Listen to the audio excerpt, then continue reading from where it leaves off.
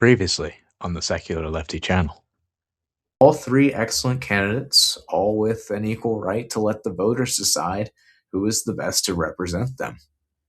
If one of these three candidates finishes in second place, and none of them in first, losing only by a few hundred votes or less would be devastating. Fuck! Now, granted, in the 9th District, Cat lost by about 4,000 votes, but the point still stands. Welcome back to the Secular Lefty channel. I am your host, Nick, a Secular Lefty person.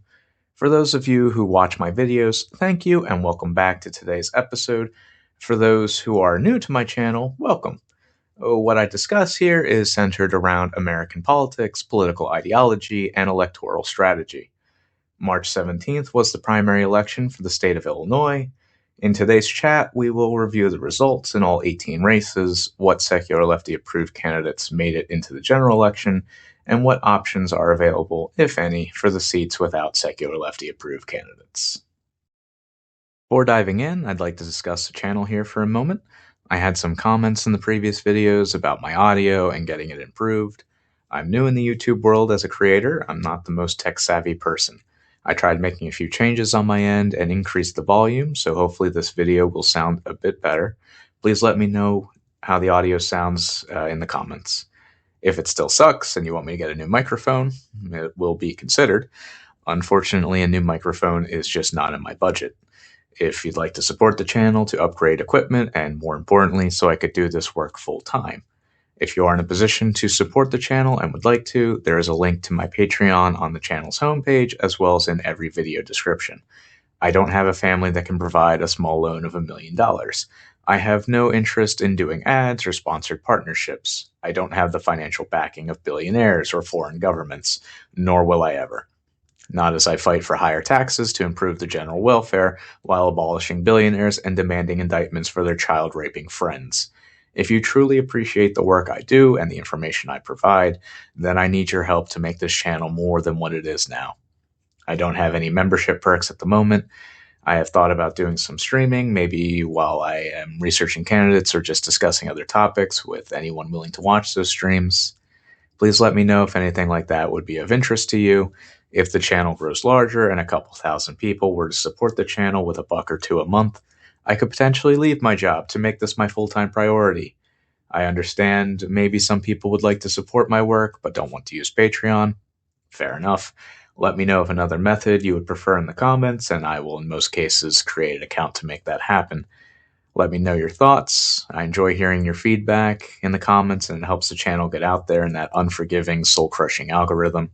Additionally, like the video and subscribe if you have not done so yet. Moving on to the Illinois primary results. In the 1st, 11th, 14th, and 17th districts, these all had AIPAC Democratic incumbents running unopposed. 4 seats lost automatically. On the other hand, the 3rd, 4th, 12th, and 16th districts all had unopposed secular lefty approved candidates. 4 automatic primary wins. So at least tonight wasn't a complete disaster. However, the remaining results are basically the worst case scenario. Out of the remaining 10 seats, all with secular lefty approved candidates lost their races. Contributing factors for many of these are the same. Millions of dollars were spent from private interest PACs that bought ads. Some of those ads were used to target various candidates in a single race to strategically split the votes among progressive candidates. In addition, with a largely uninformed voting population, will explain most of these losses. Some of these candidates just simply couldn't beat the name recognition of Democratic incumbents. Without enough financial backing or a large enough volunteer network, it is very difficult, if not impossible, to win against an incumbent. Here are the remaining results. Starting with the Senate race, Kevin Ryan earned 4th place. While my preferred candidate didn't win, I am relieved that Juliana Stratton, who is the lieutenant governor, won the primary, as opposed to the AIPAC candidate Raja Krishnamurthy. In the 2nd district, Robert Peters, the candidate backed by Our Revolution, came in 3rd. In the 5th, Matt Conroy placed in 2nd, behind the AIPAC incumbent. Even with the other candidates' votes combined, Mike Quigley still had a comfortable lead. Similarly, in the 6th district, Joey Rusevich lost to AIPAC incumbent Sean Casten. Both of these candidates would have been better. But either they didn't do enough to inspire more voters to vote for them, or their message was simply drowned out by money and name recognition of the incumbents. In the 7th district is where we really start to see where progressive candidates didn't think about the math going into this. Track APAC, an organization that informs us of which candidates don't take APAC money, had 3 candidates for us to choose from. After reading their pages and backgrounds, I decided to name Reed Showalter the approved candidate, and he placed in 8th with 4.4% of the vote. My apologies. Annabelle Mendoza did a little better, coming in 7th place with 5.5. Keena Collins earned 4th place with 9.3. Then there was another progressive in the race, Anthony Driver Jr., who was endorsed by Our Revolution at the 11th hour. He took 3rd place with 11.3% of the vote.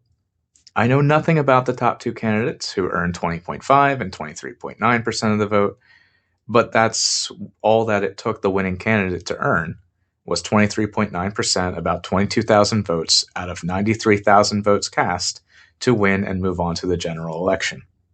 Had the 4 progressive candidates worked something out, a better candidate could have won. Likewise, a similar situation apparently happened in the 8th district. Junaid Ahmed, a candidate who started their campaign early in this race, he was a candidate who I showcased in my voting video back in November of 2025, and then later in December, Justice Democrats, after going through their more rigorous vetting process, also reached the same conclusion that I did, that Junaid was the best candidate to support for the 8th district. I was not aware of any other progressives in that race. However, candidate Yasmin Bankoli jumped into the race at some point who had similar policies as Junaid. She earned 9.6% of the vote, a little over 6,000 votes. Junaid lost to the APAC and AI-funded puppet Melissa Bean by less than 4,000 votes. This was a loss that should not have happened. Similarly, in the 9th district, as I started this video, Kat Abagazale lost by a little over 4,000 votes. The other 2 progressives, Mike Simmons and Bushra Amawala, earned a little over 14,000 votes together.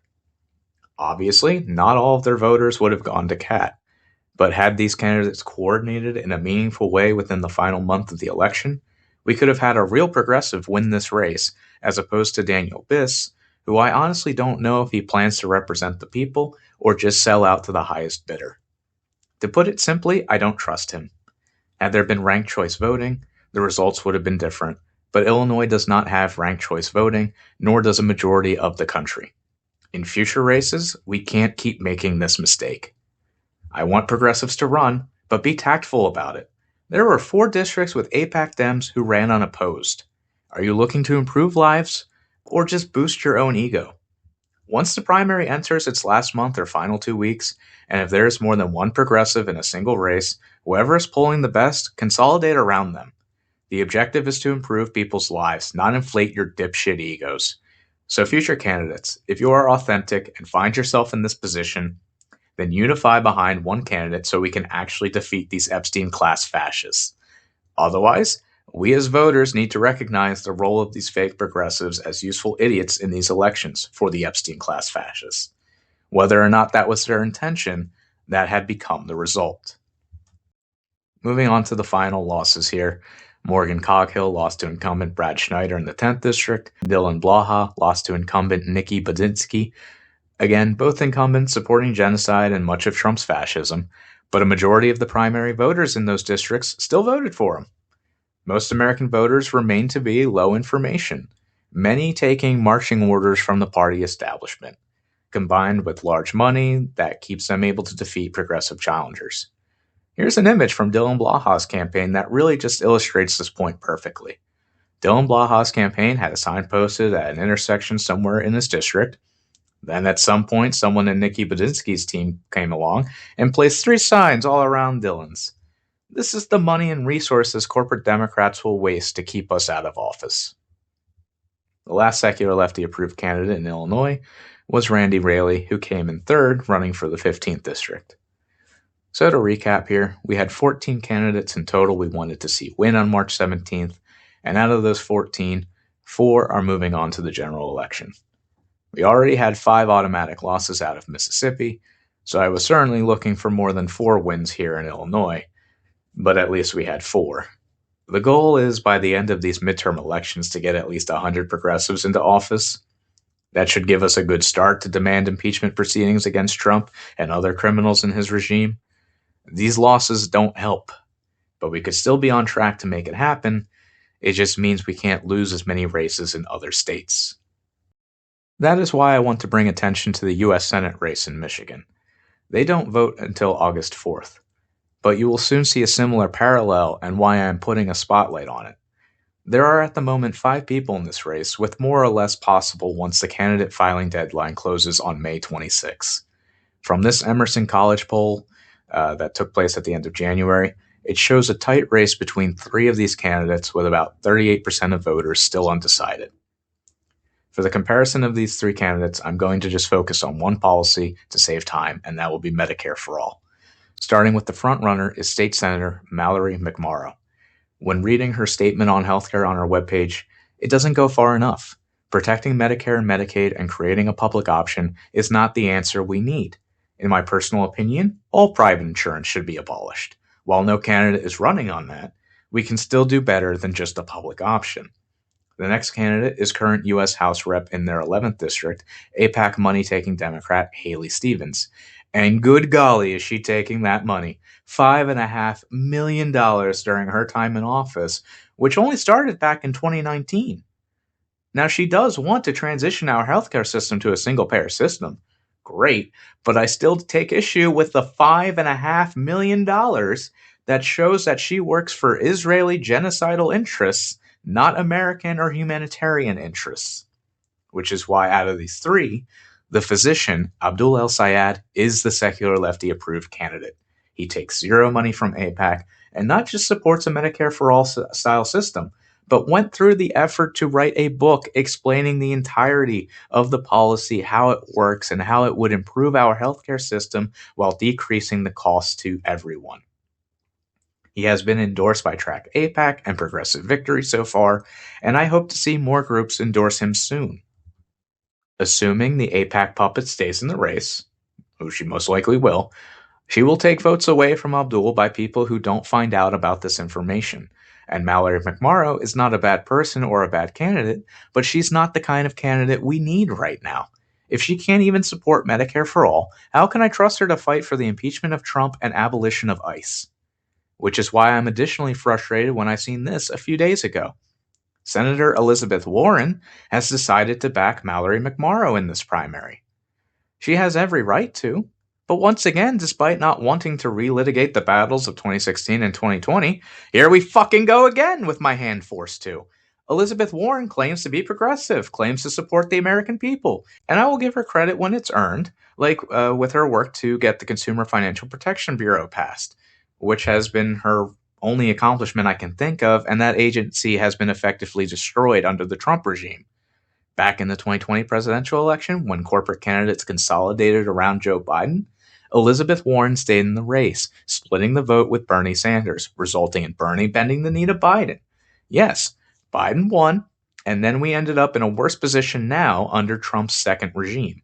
If we can't figure out how to support the better candidates to fight and prevent new fascists from gaining power, nothing will improve. We need to support the best candidates to get them elected. We failed in Illinois.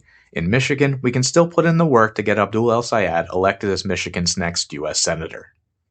There is also the race in New York's 8th District, the district currently held by House Minority Leader Hakeem Jeffries.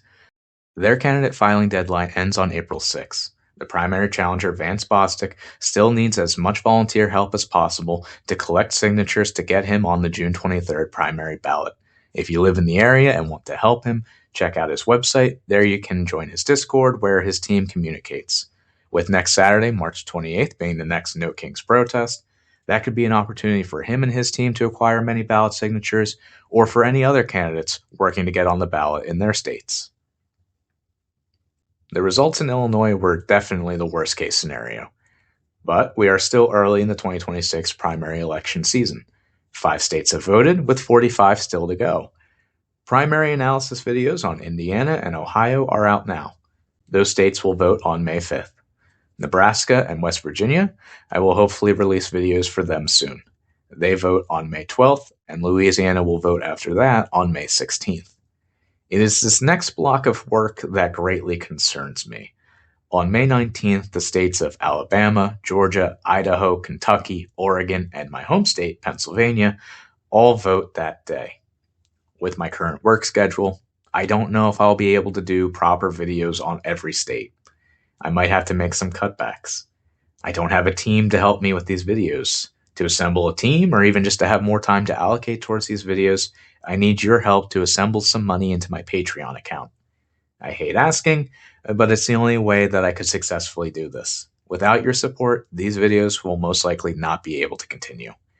I'll still put out what information I can, but for now, I don't know. Please let me know your thoughts and feedback in the comments. Thank you for your support and views, making this channel at least something a little more than just me screaming out into the void, even if the results might just be the same. Thank you again for listening, and take care.